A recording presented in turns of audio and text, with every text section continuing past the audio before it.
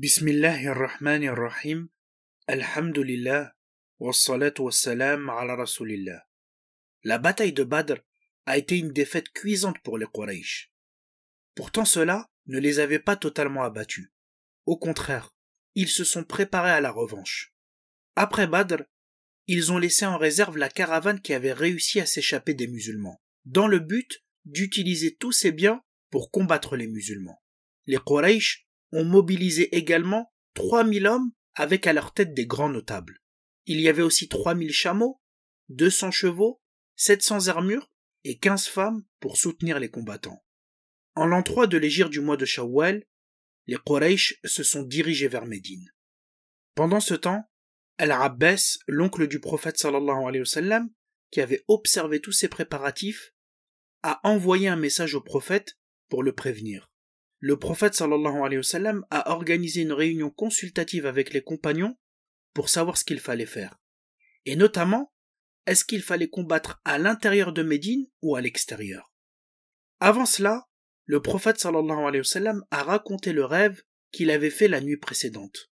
Il a dit: Par Allah, j'ai vu en rêve, et j'implore Allah pour que ce soit un rêve annonciateur de bonnes choses, j'ai vu des vaches égorgées, ainsi que la pointe de mon épée ébréchée, fissurée, et je me suis vu introduire ma main dans une armure solide. En réalité, les vaches égorgées signifiaient que des musulmans allaient être tués. Les bréchures, la fissure à la pointe de l'épée du prophète, signifiaient qu'un membre de sa famille allait être tué. Quant à l'armure, il s'agissait de Médine. Si le prophète sallallahu alayhi wa sallam penchait pour combattre à l'intérieur de Médine, la plupart des compagnons voulaient affronter les polythéistes à l'extérieur, parce que beaucoup d'entre eux voulaient se rattraper de n'avoir pas pu participer à la bataille de Badr. Parmi ceux qui voulaient combattre à l'extérieur de Médine, Hamza, l'oncle paternel du prophète. Hamza était un homme fort et un guerrier courageux qui pratiquait le tir à l'arc. Avant l'islam, il était un homme admiré et respecté. Sa conversion à l'islam a eu lieu en l'an 6 après le début de la révélation, peu de temps avant la conversion de Omar. Bien évidemment, l'adhésion à l'islam de Hamza a beaucoup renforcé les musulmans.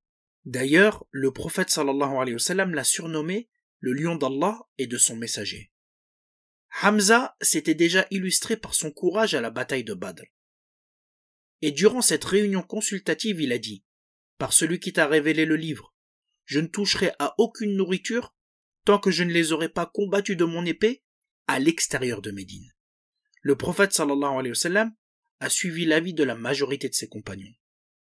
Il a ainsi préparé une armée de 1000 hommes et il s'est mis en route pour Uhud, qui était à quelques kilomètres de Médine. À l'intérieur de l'armée musulmane, il y avait un groupe d'hypocrites. Les hypocrites, c'étaient des gens qui proclamaient la foi alors qu'ils ne croyaient pas réellement dans leur cœur. À leur tête, il y avait un homme médinois appelé Abdallah ibn Ubay. Durant la concertation, il avait insisté pour combattre à l'intérieur de Médine, mais son avis n'a pas été retenu. Lorsque l'armée s'est dirigée vers Uhud, Abdallah ibn Ubay a fait demi-tour et il s'est retiré avec 300 hommes, en prétextant qu'il n'y aurait pas de combat. Ainsi, un tiers de l'armée s'était retiré et il ne restait plus que 700 musulmans. Le prophète sallallahu alayhi wa sallam a établi son camp à côté de la montagne de Uhud. Il y avait près de l'armée musulmane une colline appelée le mont Aynaïn, qui a été surnommée le mont des archers, parce que le prophète sallallahu alayhi wa sallam a placé 50 archers sur ce mont pour la bataille de Uhud. Le prophète sallallahu alayhi wa sallam leur avait ordonné de tirer des flèches sur l'armée des polythéistes. Il leur avait également ordonné de ne surtout pas quitter leur position, quoi qu'il arrive, sauf sur son ordre. La bataille de Uhud a donc eu lieu en l'an 3 de l'hégire du mois de Shawwal. Durant cette bataille, Hamza a fait preuve d'un courage exceptionnel. Il a détruit un nombre important d'ennemis. On rapporte qu'il avait même réussi à tuer 2 des porte-étendards de Quraysh. En plus de cette contribution, il s'est montré décisif dans la lutte contre des soldats très puissants. Mais il y avait un ennemi qu'il ne voyait pas, Wahshi. Wahshi était un esclave abyssin qui excellait au tir de lance.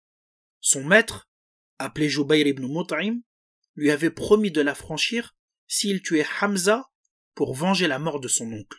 En effet, son oncle avait été tué par Hamza à Badr. Pendant que Hamza combattait et détruisait ses ennemis, Wahshi s'est posté derrière un rocher. Il attendait que Hamza passe devant lui. Il a patienté jusqu'au moment où Hamza s'est présenté devant lui. C'est alors que Wahshi l'a visé avec sa lance en réussissant à lui transpercer le bas-ventre. Hamza a essayé d'avancer vers Wahshi, mais il est tombé avant de parvenir à lui. Wahshi a attendu que Hamza soit mort, puis il a arraché sa lance de son corps. Ensuite il est parti parce que son seul intérêt était de tuer Hamza pour gagner sa liberté. Contrairement à ce que beaucoup croient, ce n'est pas Hind qui a employé Wahshi pour tuer Hamza. Mais ce qui est vrai, c'est que Hind entretenait de la haine à l'égard de Hamza, parce qu'il avait participé à la mort de son père Utba et de son oncle Shayba. Hind avait également perdu son frère Al-Walid à Badr. Quand elle a vu le corps de Hamza, elle a entrepris de le mutiler. Elle a ouvert son ventre en sortant son foie qu'elle a essayé de manger. Quand elle a vu qu'elle ne parvenait pas à le couper avec ses dents, elle l'a jeté. D'ailleurs, les polythéistes ont mutilé plusieurs musulmans durant cette bataille, malheureusement. Il faut savoir qu'au début de la bataille, l'armée musulmane était sur le point de remporter une seconde victoire éclatante. Mais la plupart des archers musulmans ont commis une erreur fatale. Ils sont descendus du mont pour récupérer le butin en pensant que la bataille était terminée. Le chef des archers leur a rappelé l'ordre du prophète, mais la plupart d'entre eux n'ont pas obéi. C'est alors que l'armée des Mécois a profité pour contre-attaquer les musulmans en les encerclant. Il y avait à ce moment 3 groupes parmi les musulmans. Le premier groupe, composé de ceux qui étaient préoccupés par eux-mêmes et qui se sont affolés à tel point qu'ils ont pris la fuite. Le deuxième groupe, composé de ceux qui sont retournés au combat, mais ils se trouvaient mélangés aux idolâtres.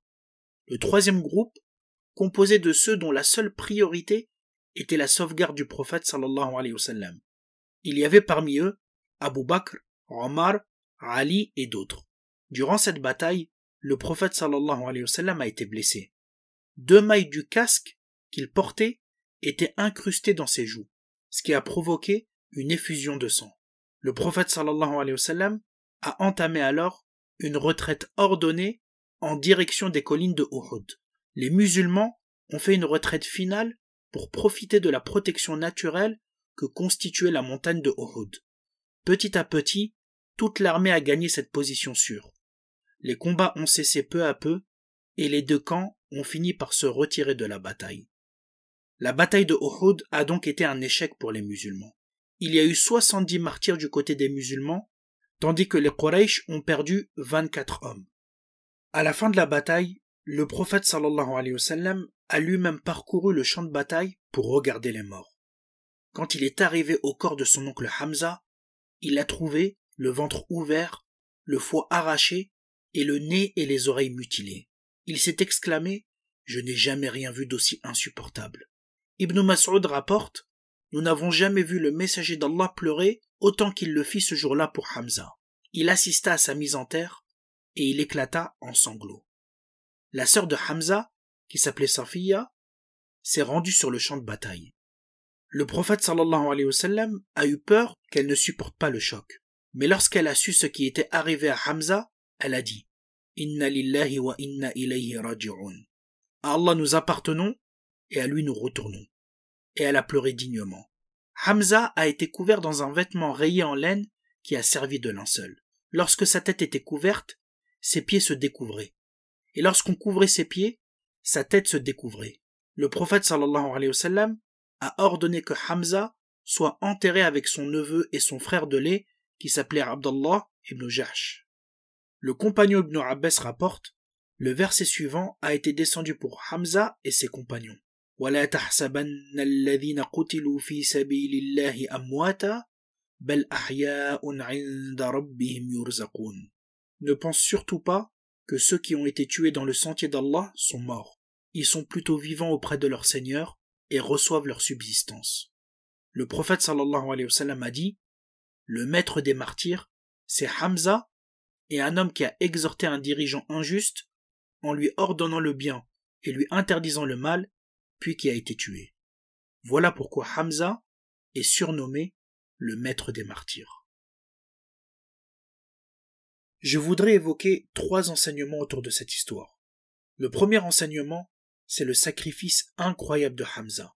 Il a sacrifié son statut de notable très respecté au sein de sa tribu pour mettre sa force et son intelligence au service de l'islam. Il a servi pleinement le message sans jamais se servir de la religion pour réaliser un intérêt personnel. Il a subi de lourdes difficultés et n'a jamais connu la vie paisible depuis son entrée en islam. Allah subhanahu wa ta'ala nous dit من المؤمنين رجال صدقوا ما عاهدوا الله عليه فمنهم من قضى نحبه ومنهم من ينتظر وما بدلوا تبديلا. Allah subhanahu wa ta'ala nous dit il est parmi les croyants des hommes qui ont été sincères dans leur engagement envers Allah. Certains d'entre eux ont atteint leur fin en obtenant le statut de martyr et d'autres attendent encore d'atteindre ce statut. Et ils n'ont varié aucunement dans leur engagement. Le deuxième enseignement, c'est la patience de Safiya, la sœur de Hamza. Elle s'en est remise à Allah malgré l'effroi de ce qui s'était passé pour son frère. Tellement que le prophète sallallahu alayhi wa sallam a tout fait pour qu'elle ne puisse pas voir Hamza mutilé. Allah subhanahu wa ta'ala dit الذين إذا أصابتهم مصيبة قالوا إنا لله وإنا إليه راجعون. Ceux qui disent quand un malheur les frappe, nous appartenons à Allah et c'est à lui que nous retournerons. Et le prophète sallallahu alayhi wa sallam a dit la patience n'est digne de ce nom que si elle se manifeste au premier choc.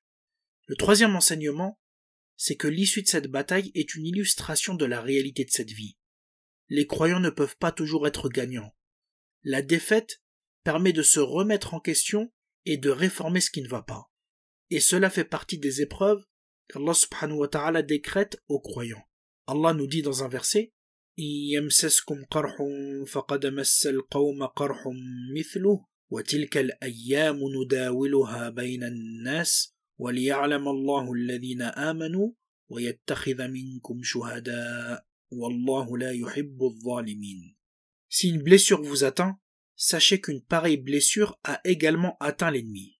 C'est ainsi que nous faisons alterner les bons et les mauvais jours parmi les gens, dans le but qu'Allah distingue ceux qui ont cru et qu'il choisisse parmi vous des martyrs. Et Allah n'aime pas les injustes.